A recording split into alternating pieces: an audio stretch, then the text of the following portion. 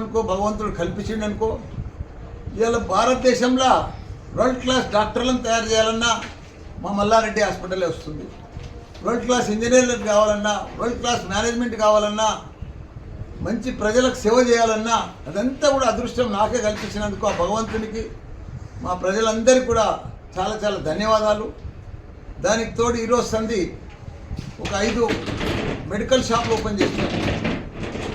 One health అని ప్రతి ఒక్కరికి తక్కువ రేటుకు రాష్ట్ర వ్యాప్తంగా కూడా అన్ని వన్ హెల్త్ మీద మెడికల్ షాప్స్ ఓపెన్ చేసి ప్రతి ఒక్కరికి అందుబాటులో కాస్ట్ టు కాస్ట్ మందులు ఉండేటట్టు వాళ్ళందరికీ కూడా అందుబాటులో తీసుకొస్తున్నాం వన్ హెల్త్.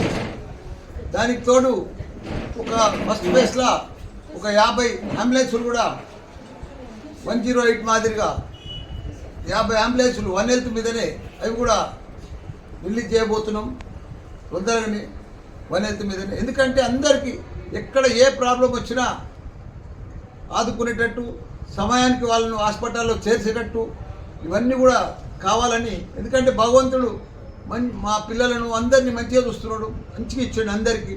మనం కూడా ప్రజలకు రిటర్న్ సేవ చేయాలి కదా. ఇప్పుడు నాది ఒకటి నా అన్నీ కూడా భగవంతుడు అనుకున్న దానికంటే అన్ని ఇచ్చిండు. నేను ప్రజలకు సేవ చేయాలి, అక్కడ మంచి ఇంజనీర్లను డాక్టర్లను తయారు చేయాలి. రెండే ఎంచుకున్నా పర్ఫెక్ట్గా పోతుంది. ఇంకా ముందు కూడా భారతదేశం అంతా కూడా డీమ్డ్ యూనివర్సిటీలు పెట్టాలనుకుంటున్నా. ఇప్పుడు నోయిడాలో ఒకటి ఫైనల్ అయిపోయింది, డీమ్డ్ యూనివర్సిటీ నోయిడా దాంట్లోనే. దాని తర్వాత లక్నోలో కూడా అక్కడ మన యోగి సీఎం గారు ఏఐ సిటీ తయారు చేస్తున్నాడు. ఏఐ మీద సిటీనే తయారు చేస్తున్నాడు. 10,000 కోట్లు ఖర్చు పెడుతున్నాడు ఏఐ సిటీ కోసం.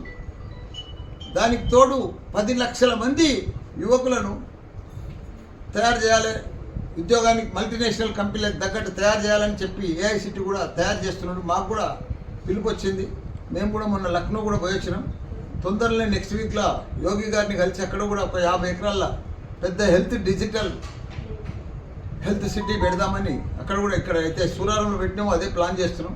అదే మాదిరిగా బీహార్లో కానీ, బెంగాల్లో కానీ, ఆంధ్రప్రదేశ్లో కానీ దేశవ్యాప్తంగా మెయిన్ సిటీలలో అన్నీ కూడా యూనివర్సిటీలు జరుగుతామని ప్లాన్ చేసుకున్నాం.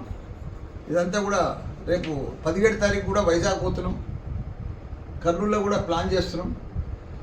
ఎందుకంటే అందరికీ వైద్యం అందియాలి, మంచి విద్యను అందియాలని తపనతోటి ఇవన్నీ కూడా ఓపెన్ చేస్తున్నాం. అందరికీ కూడా నమస్కారం. రాఖీల పౌర్ణమి అందరికీ కూడా శుభాకాంక్షలు. రాజకీయంగా కూడా ఇప్పుడు రాజకీయంగా బీజేపీ వైపా, తెలుగుదేశం వైపా, లేక టీఆర్ఎస్ వైపా కాదు. నేను ఇప్పుడు టీఆర్ఎస్లో ఉన్నా. నేను ఇప్పుడు ఏ వైపు చూసేటట్టు కూడా లేను. ఇప్పుడు నాకు కూడా 73 సంవత్సరాలు అయింది. ఇంకా ఏ వైపు చూడవలసిన అవసరం ఏముంది? ఇప్పుడు నేను ఎంపీ అయినా, మినిస్టర్ అయినా, మళ్ళీ ఇప్పుడు ఎమ్మెల్యే అయినా, ఇంకా 3 ఏళ్ళు ఉంటా. నేను రాజకీయమే వద్దనుకుంటున్నా.